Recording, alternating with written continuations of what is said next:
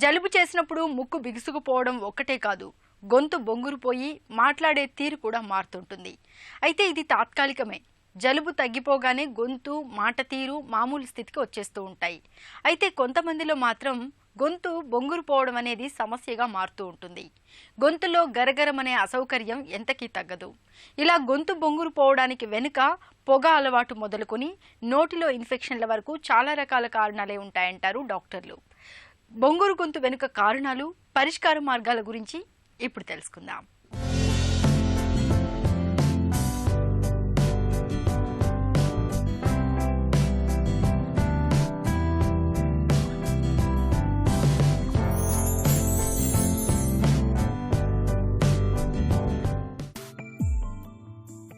మనలో కొంతమంది మాట్లాడితే ఎంతసేపైనా సరే అలాగే వినాలనిపిస్తుంది. వారి మాట, గొంతు మృదుమధురంగా, శ్రావ్యంగా, వీణుల విందుగా ఉంటుంది. అదే కొంతమంది మాట్లాడుతుంటే అస్సలు వినలేం. గొంతు కీచుగా ఉండి మాట బొంగురుగా వస్తుంటుంది. గొంతు బొంగురు పోవటం గురించి తెలుసుకునే ముందు అసలు మనకు మాట ఎలా సాధ్యమవుతుందో తెలుసుకుందాం. ఇక్కడ గొంతులో కనిపిస్తున్నది స్వరపేటిక. స్వరపేటికలో కనిపిస్తున్నవి వోకల్ కార్డులు. ఇవి కంపించటం ద్వారా శబ్దాలను ఉత్పత్తి చేస్తాయి. వోకల్ కార్డుల నుండి శబ్దం వెలువడిన తరువాత నాలుక, పెదవులు ఆ శబ్దాన్ని మాటగా మారుస్తాయి. వోకల్ కార్డులు రెండూ సాఫీగా ఉండి వాటిపై ఎలాంటి ఎత్తుపల్లాలు లేనంతకాలం మన మాట మధురంగా, స్పష్టంగా ఉంటుంది. ఏ కారణంగానైనా స్వరపేటికకు గాని, వోకల్ కార్డులకు గాని ఇన్ఫెక్షన్లు సోకినప్పుడు, వాటి ఆకృతి మారినప్పుడు మన స్వరంలో అపశృతులు పలుకుతాయి. గొంతు బొంగురుపోతుంది.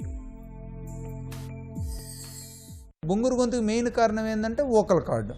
వోకల్ కార్డు అంటే వాయిస్ బాక్స్ అంటాం, మన మెడలో సెంటర్లో ఉంటుంది అనమాట, లారింజియల్ బాక్స్. యూజువల్గా ఏంటంటే ఇప్పుడు సింపుల్ టెస్ట్ ద్వారా, ఇంతకుముందు ఏంటంటే లారింజియల్ మిర్రర్స్ వాడేవాళ్ళం.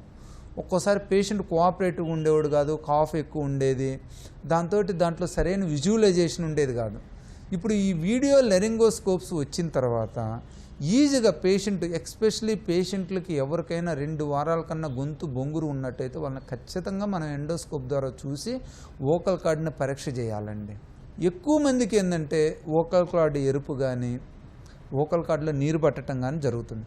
ఈ వీడియో లెరింగోస్కోప్ విధానం ద్వారా మనం ఏంటంటే ఆల్మోస్ట్ 100% డయాగ్నోజ్ చేయగలుగుతున్నాం ఆ వోకల్ కార్డు సిచ్యువేషన్. ఇవి ఇప్పుడు ఏంటంటే అన్ని మానిటర్లు వచ్చినాయి, టిప్ ఆన్ చిప్ ఎండోస్కోప్స్ వచ్చినాయి. దీనివల్ల ఏమవుతుందంటే మన చిప్ అనేది, కెమెరా చిప్ అవన్నీ ఆ టిప్ దగ్గర ఉండి మనకు ఆల్మోస్ట్ నార్మల్ విజువలైజేషన్ ఇస్తున్నాయండి.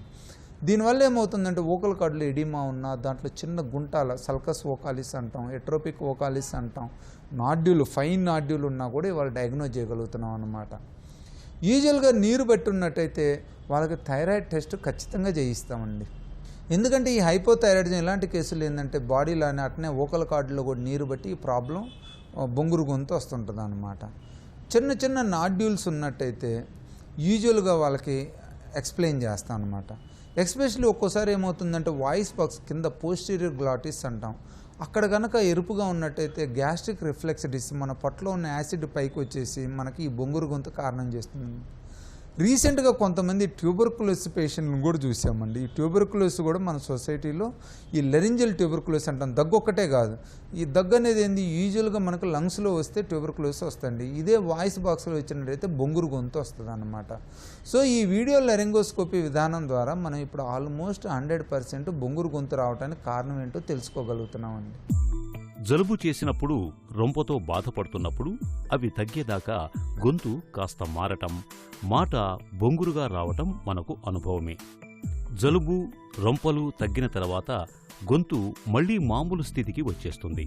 అయితే బొంగురు గొంతు ఎంతకాలానికి తగ్గకుండా అలాగే ఉండటానికి వెనక మనకు చాలా కారణాలే కనిపిస్తాయి.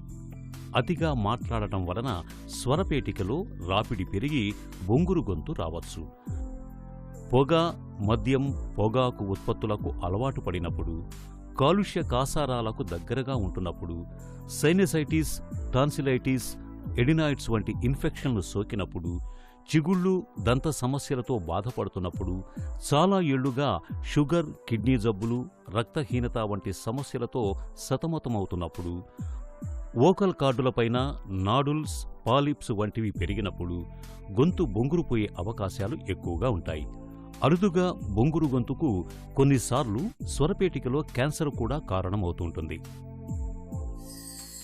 ఇప్పుడు మనం ఈ పేషెంట్ చూసినట్టయితే సపోజు చిన్న వోకల్ కార్డ్ ఎడిమా ఉంది, ఎక్కువ మాట్లాడుతున్నారంటే వాళ్ళకి 4-5 రోజులు యాంటీబయాటిక్స్ అవి ఇచ్చి ఏదైనా ఇన్ఫెక్షన్ ఉంటే తగ్గేటని చూసి దాంతోపాటు వాళ్ళకి వాయిస్ రెస్ట్ అడ్వైజ్ చేస్తామండి. వీలైనంత తక్కువ మాట్లాడండి, మాట్లాడేటప్పుడు స్లోగా నిదానంగా మాట్లాడండి, పెద్దగా అరవద్దు, లౌడ్ నాయిస్ని ఇవ్వద్దు, మాట్లాడేటప్పుడు కూడా గొంతుని కంటిన్యూస్గా మాట్లాడతాం అని అనొద్దని చెప్తామండి. స్లోగా నిదానంగా మాట్లాడండి, వర్డ్ టు వర్డ్ మాట్లాడండి.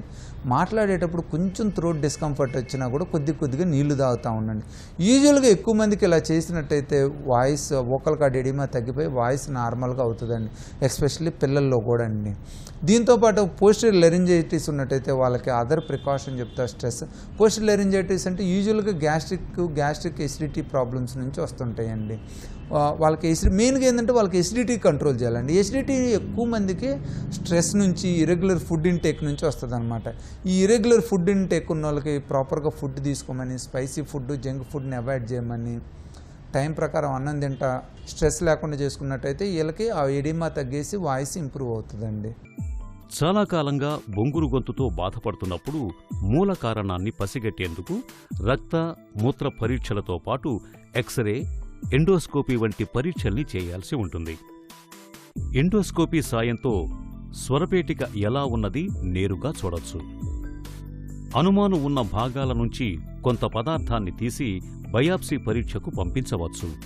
బొంగురు గొంతుకు మూల కారణాన్ని నిర్ధారించుకున్న తర్వాత కారణాన్ని బట్టి డాక్టర్లు మందుల్ని సిఫార్సు చేస్తారు. స్వరపేటికలోని వోకల్ కార్డులపైన nodules, vocal polyps, papilloma, keratosis వంటివి ఉన్నప్పుడు సర్జరీ చేయటం ద్వారా డాక్టర్లు బొంగురు గొంతును సరిచేస్తూ ఉంటారు. కొంతమందికి ఏంటంటే ఈ వోకల్ నాడ్యూల్స్, పాలిప్స్ ఉంటాయి. Depending on the size, small size అనుకోండి, యూజువల్గా కన్జర్వేటివ్గా వాయిస్ రెస్ట్ ఇచ్చి ఫ్యూ డేస్ మెడిసిన్స్ ఇచ్చి, ఇంకేదన్నా ప్రీడిస్పోజింగ్ ఫ్యాక్టర్స్ ఉన్నట్టయితే ఎలర్జీ ఉంటే ఎలర్జీ ట్యాబ్లెట్, గ్యాస్ ట్రబుల్ ఉంటే గ్యాస్ ట్యాబ్లెట్లు ఇచ్చి వాళ్ళని కంట్రోల్ చేస్తామండి. యూజువల్గా వోకల్ పాలిప్స్ ఉన్నట్టయితే సింపుల్గా సర్జరీ చేసి పేషెంట్కి ఒక 2 వారాలు వాయిస్ రెస్ట్ ఇచ్చినట్టయితే యూజువల్గా ఇక పేషెంట్కి ఏం ప్రాబ్లం ఉండదండి. వోకల్ కార్డులో క్యాన్సర్ వచ్చినా కూడా భయపడాల్సిన అవసరం లేదండి. చాలా సింపుల్ ప్రాబ్లం. దీన్ని ట్రీట్మెంట్ తీసుకోవచ్చు. 100లో 90 నుంచి 95 మందికి పూర్తిగా నయం అయిపోద్దండి. మెయిన్గా ఈ వోకల్ కార్డు పెరాలసిస్ వచ్చినప్పుడు మనం మంచిగా ఎక్సర్సైజ్ చేసినట్టయితే ఇనిషియల్గా ఎక్కువ మందికి వోకల్ కార్డు పెరాలసిస్ రికవరీ అయిపోతుందండి. మనం వీలైనంత తక్కువ పొల్యూషన్కి ఎక్స్పోజ్ కాండి. ఎప్పుడన్నా పొల్యూషన్ మనం ఎక్స్పోజ్ అయ్యి దగ్గు వస్తుంటే మటుకి మాట్లాడుతూ దగ్గుతూ ఉండొద్దండి. కొద్దిగా 10 నిమిషాలు రెస్ట్ ఇచ్చి కొంచెం నీళ్లు తీసుకుంటా ఉండి, ఆ నీళ్లు కొద్ది తీసుకోవటం వల్ల గొంతులో ఉన్న ఆ పొల్యూటెంట్ పార్టికల్స్ స్లోగా స్టమక్లోకి వెళ్ళిపోయి ఆ గొంతులో కంటిన్యూస్ ఇరిటేషను, డిస్కంఫర్ట్ లేకుండా చేస్తానన్నమాట. ఈ స్మోకింగ్ ఉన్నోళ్ళు వీలైనంతోటికి ఆ స్మోకింగ్ని ఆపేసినట్టయితే వాళ్ళకి ఆ వోకల్ కార్డు మళ్ళీ మంచిగా నార్మల్ స్టేజ్కి వస్తాయండి. బొంగురు గొంతు చాలా వరకు మందులతోనే తగ్గిపోతుంది. మందులు వాడటం ద్వారా ఎక్కువగా మాట్లాడకుండా గొంతుకు చాలినంత విశ్రాంతిని కల్పించడం ద్వారా చాలా మందిలో బొంగురు గొంతు సమస్య తగ్గిపోతుంటుంది. చాలా తక్కువ సందర్భాల్లో మాత్రమే బొంగురు గొంతుకు సర్జరీ దాకా వెళ్లాల్సి వస్తుంటుంది. బొంగురు గొంతు సమస్య రాకుండా నివారించుకునేందుకు పొగ, మద్యం, పొగాకు ఉత్పత్తులకు దూరంగా ఉండాలి. గట్టిగా అరుస్తూ మాట్లాడకూడదు. టాన్సిళ్ల వాపు, ఎడినాయిడ్, సైనసైటిస్ వంటి ఇన్ఫెక్షన్లను అశ్రద్ధ చేయకుండా త్వరగా వైద్యం తీసుకోవాలి. నోరు, గొంతు పొడారిపోకుండా తరచూ నీళ్లను తాగుతుండాలి. కాలుష్య కాసారాలకు దూరంగా మసలుకోవాలి. ఇలా అన్ని రకాలుగా తగిన జాగ్రత్తలు తీసుకోవటం ద్వారా బొంగురు గొంతు సమస్యను మనం చాలా వరకు నివారించుకోవచ్చు. చిన్న చిట్కా మీకోసం.